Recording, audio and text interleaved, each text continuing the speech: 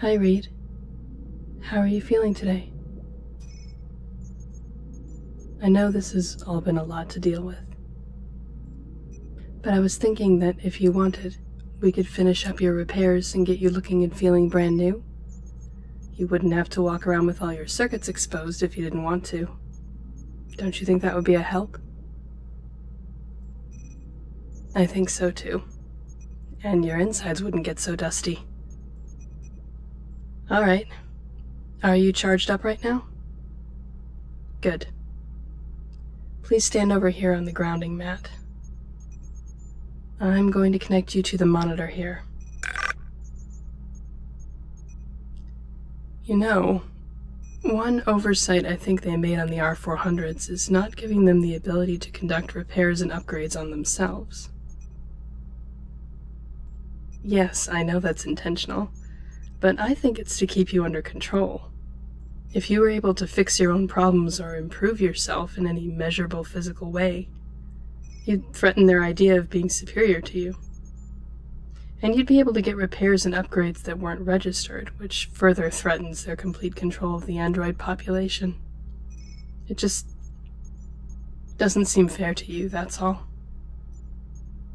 After all, people can be doctors and can work on themselves if they need to. There was a doctor who was trapped over the winter at the base in Antarctica years ago, who had to do his own appendectomy. No one told him he couldn't do it. He just did. If you'd been on that base and something had gone wrong with you and there was no second repair person there, you'd be out of luck. And androids usually can't even work on each other, either, just because some people were concerned about job loss to androids. They just didn't understand that letting androids do the repairs would free them up to pursue other interests and create other industries. Anyway, that's not so important at this very moment. Reed, when you're ready, please cut your power to maintenance minimum. I want you to be able to communicate with me using the monitor and your binary signal processor, but I would rather not get shocked when I start messing around with your wires. Great. No more current running through you right now than a doorbell. Perfect for what we need to do and safe for both of us. Are you all right? Monitor says yes, so on we go. The first thing we'll check is your main processor. You've been behaving what I would consider normally since we met, so there probably isn't anything wrong there, but I'm running this all the same. Please make sure you send me a stop message if you notice any problems during this that the diagnostic doesn't come up with, or if you feel uncomfortable or uncertain at any point. There's no rush, and we don't have to complete this all at once if you have questions or concerns. Okay to go. All right. Processor checks out fine. Next is short-term memory storage. Again, you haven't exhibited any problems with this in your stay here, so I don't expect to encounter any difficulties, but let's see. Short-term memory. All right, what were the last 3 words I just said? Just kidding. Monitor says that's fine. Next, your main connections, the motherboard. It's not even really a board anymore in androids, just a sort of knot of wiring and optics, but we keep the old words for convenience, I guess. It's funny to think of an android having a mother of any sort, even a board, but... Okay, motherboard checks out fine too. The next step is testing removable storage ports. If I remember right, your model has 3 types, which is unusual since so much data transfer is done optically or wirelessly, but it's for privacy's sake. Okay. 1, 2, and 3. All good. You're coming through these with flying colors so far, Reed. Thank you for your patience. Am I okay to proceed? Alright. Here's where we might run into problems based on what we've observed so far. Long-term memory storage. If you were a computer, it would be your hard drives, but since androids exist, humans have indulged their preference for anthropomorphizing and called everything memory, both short and long term.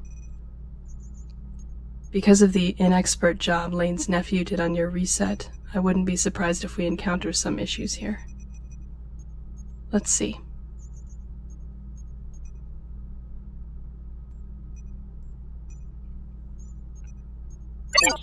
Yes, there are some bad sectors here.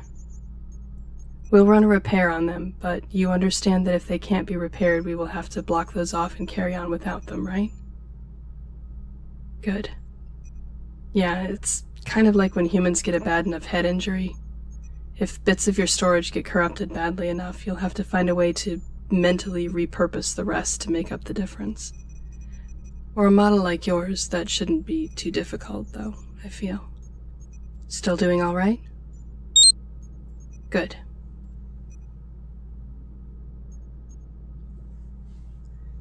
Yeah, this one is going to take a bit longer than the other scans.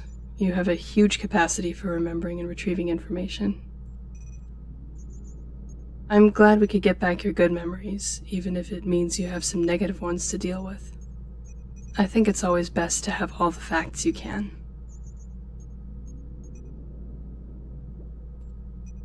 I'll let this run for a bit, and I'm just going to step away and answer some of my messages while this goes on. If you send a message to this monitor, I'll get an alert and come right back, okay?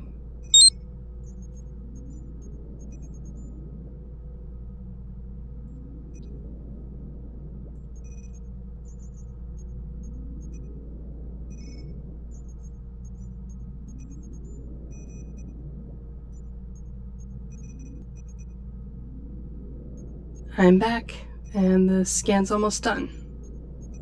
Let's see here. Yes, it looks like you do have a few corrupt sectors. What's in them? Unfortunately, it's not possible to say with any degree of certainty which of your memories, experiences, or stored facts is stored within the damaged sectors. It could be that it's even some sectors you haven't used yet, so it might be nothing at all. But really, it boils down to two options right now.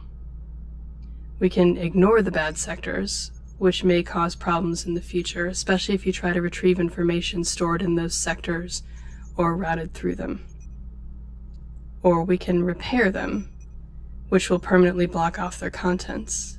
You may never be aware of what was in them in either case, but that's still the option I'd recommend. Are you alright with that?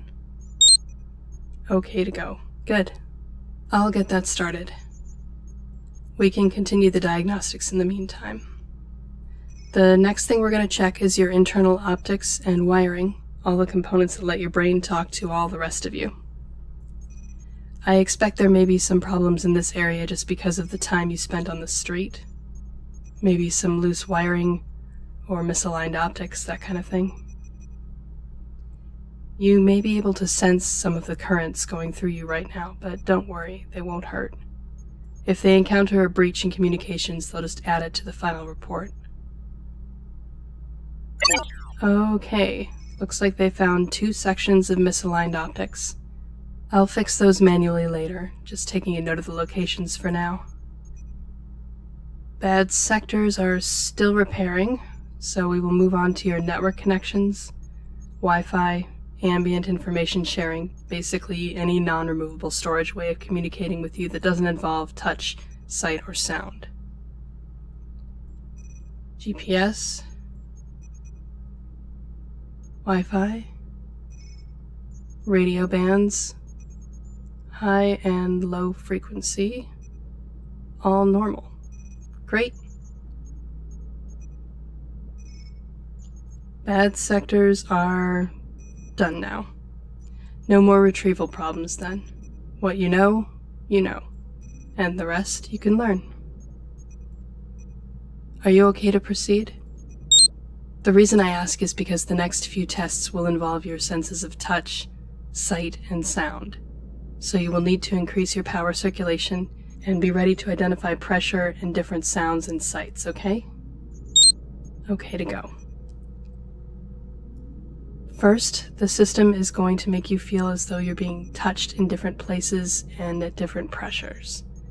None of it should hurt. It's just trying to find out if you have the equivalent of nerve damage. Here we go. Please increase your power level to maintenance standard. You should start feeling the touches now. Either send a binary message or just tell me to stop it if you need. There, looks like you passed all of those just fine. The good thing about androids is they can identify things like this much faster than humans. Visual is next. Please keep your eyes open. The system will generate a series of visual cues for you to follow and check your contrast, color, and acuity. Good. You did well on that too. Okay, the last test we'll perform, there are procedures after, of course, is checking your hearing. So please just signal back to the monitor when you hear tones, and identify what percentage of each side of your head you can hear them on.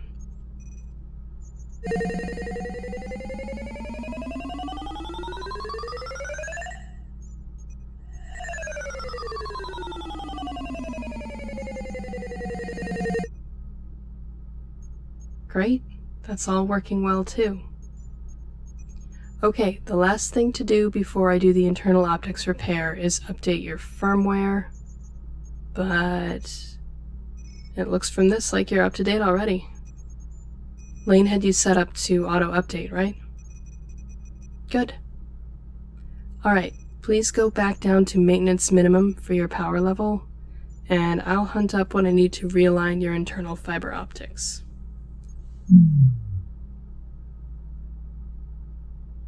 Here we go. I'd say hold still, but maintenance minimum pretty much ensures that, doesn't it? Right. Again, signal me on the monitor if you notice anything amiss.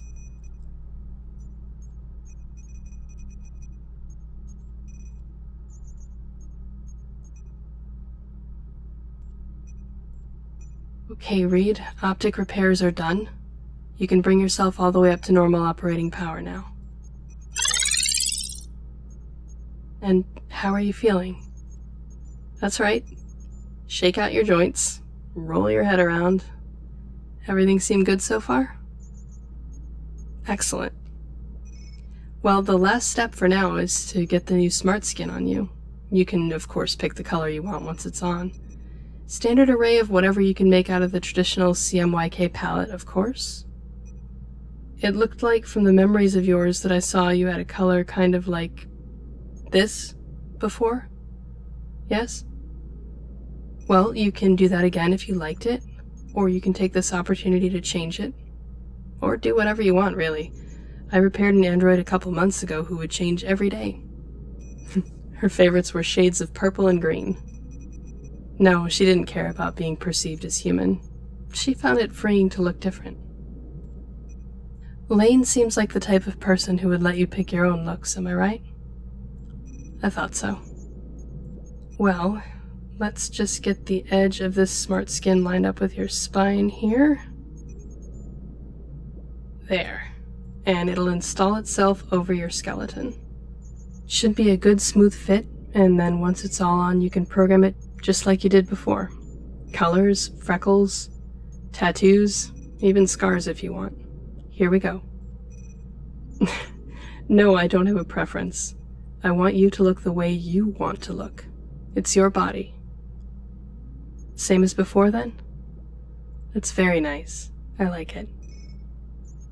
Well, Reed, you've done very well, and you look much more like yourself now. I have another question for you, though. Do you prefer wearing clothes? No, I don't mind either way. I certainly work with enough androids to have seen everything there is to see and not be embarrassed by it. But if you like how they look or feel, you are certainly welcome to wear clothes. Sure, there's a bunch in the dresser and closet in your room. Why don't you go pick out whatever you like, and then, if you want, you can come back out to the lab and help me get started repairing some of these older parts that came in. I like to keep a stash of these things handy for when people bring in models I haven't seen in a while that might be hard to acquire parts for. Sound good? Okay. I'll see you back out here in a bit. Take your time. You look great.